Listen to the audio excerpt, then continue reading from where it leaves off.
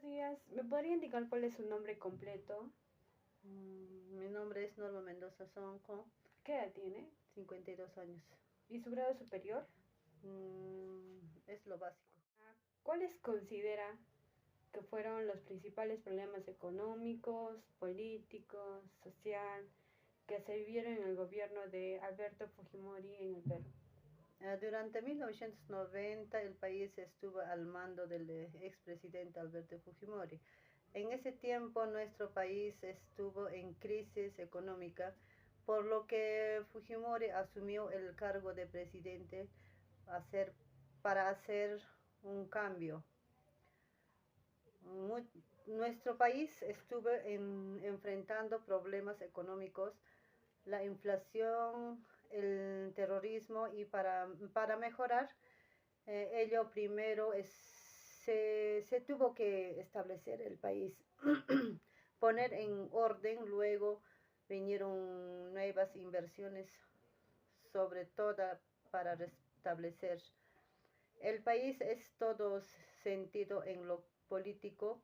Recuerdo que Fujimori dio el autogolpe que también fue transmitida como mensaje a la nación. Es así que el presidente tuvo el poder, fue muy controversial. Él asumió de Fujimori como olvidar también los Vladivideos, la corrupción detrás de todo en lo social, se buscaba reducir la pobreza. Se, se crearon unos programas sociales sociales como el FONCODIS, también en el lado de la salud, la educación, pero también se vulneró los derechos. Por ejemplo, habían medidas, veían extremistas como esta esterilización, sobre todo a las mujeres del campo. Su gobierno de Fujimori marcó muchas historias y la vida de las personas. Ya, muy bien. Siguiente pregunta es, ¿qué medidas se implementaron para combatir la inflación durante el gobierno de Fujimori y por qué fueron o no fueron efectivas? Recuerdo que cuando entró el gobierno Alberto Fujimori, justamente para poder cambiar la inflación, es que realmente el Perú estaba enfrentando una crisis económica. El expresidente propuso, implementó un nuevo programa con medidas económicas bien radicales. los, los precios se aumentaron. Esas medidas fueron necesarias para poder salir del problema económico que estaba viviendo el país.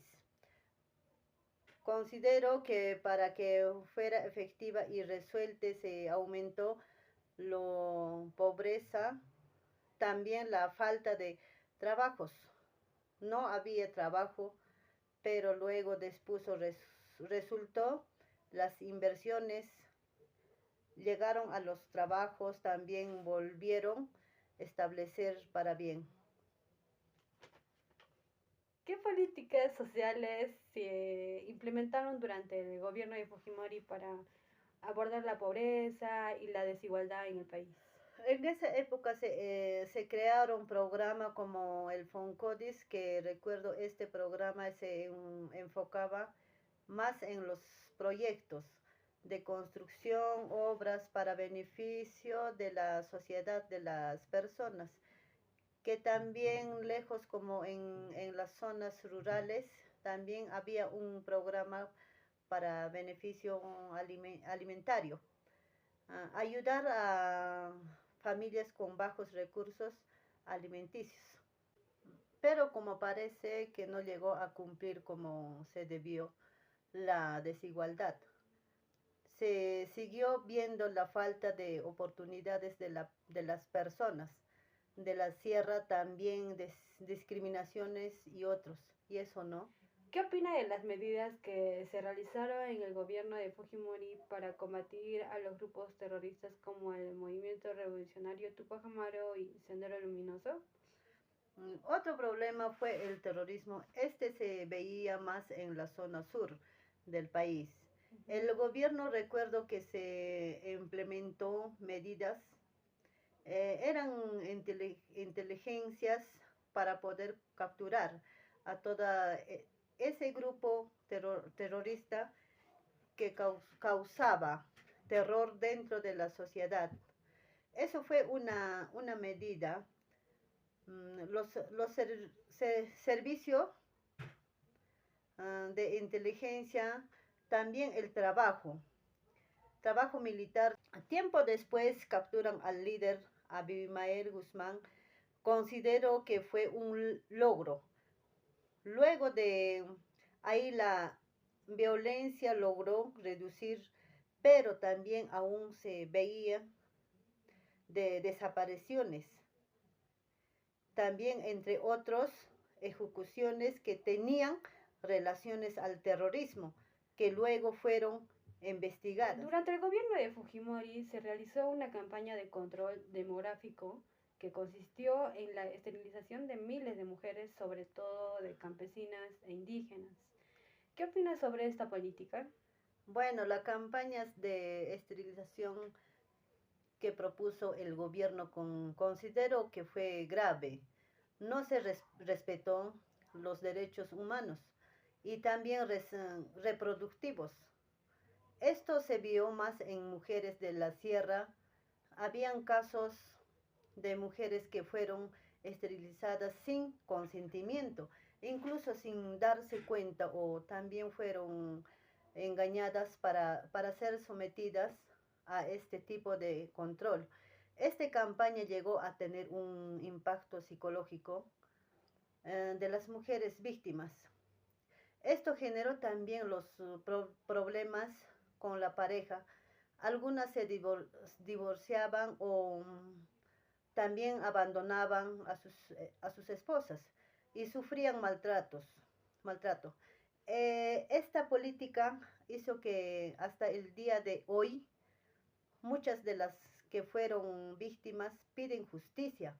Pienso que fue un acto discriminatorio más sobre las personas indígenas que viven en el campo.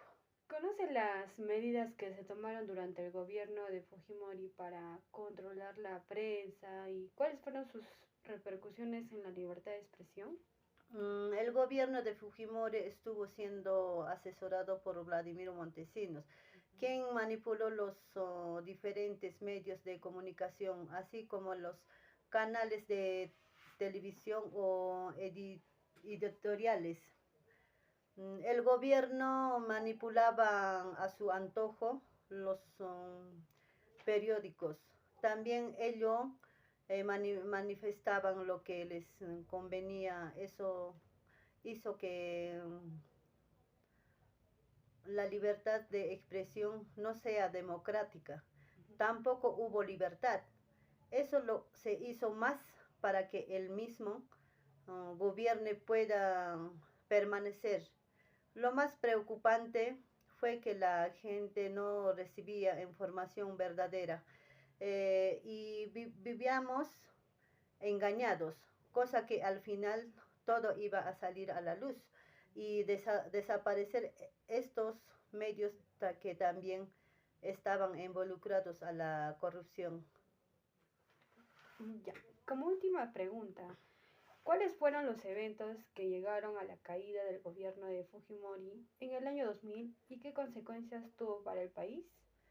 A grandes rasgos, se puede decir que la caída del gobierno del expresidente Alberto Fujimori en año 2000, uno de ellos fue los Vladivideos, donde Montesinos sobornaba a personas de la política como congresistas y otras personas como empresarios, y eso fue como el detonante de toda esa red de corrupción que había detrás de todo dentro de su gobierno. Luego Fujimori huyó a otro país y renunció por medio de fax, pero no se aceptó ese tipo de renuncias. Fue que después lo destituyeron. Una de las consecuencias fue la crisis política, pero que luego se investigó hasta encontrar a responsables y él al final se pudo iniciar todo un proceso para poder tener democracia. Ok, muchas gracias por participar en la entrevista, señora Nora.